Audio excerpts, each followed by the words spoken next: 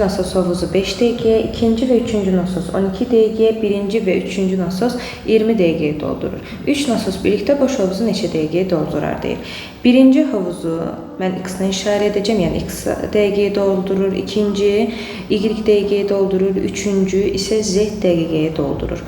Biz bilirik ki, havuz məsələlərinin doldurulması əgər hər ikisi doldurar deyirsə və ya hər ikisi boşaldar deyirsə, verilən müddəti tərsə çevirib toplamaq lazımdır. Biri doldurar, biri boşaldar deyirsə, tərsə çevirib çıxmaq lazımdır. İndi burada 1 bölü x üstəgəl 1 bölü y bərabər olub 5-də 1-ə.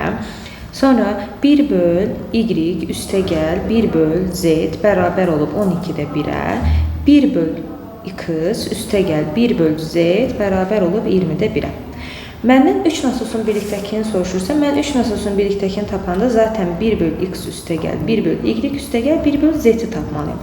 Bunu buradan necə alaram? Baxanda görürəm ki, bunu mən sistem kimi götürsəm, 2 ədəd 1 böl x var, 2 ədəd 1 böl y var, 2 ədəd 1 böl z var.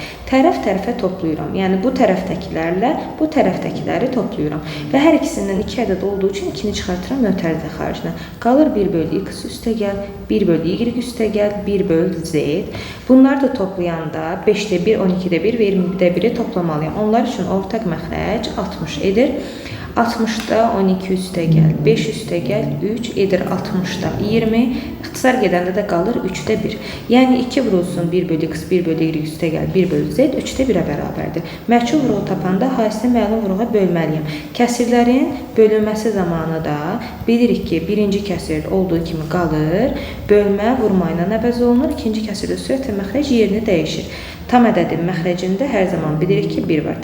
Yerini dəyişəndə bu 2-də 1 oldu.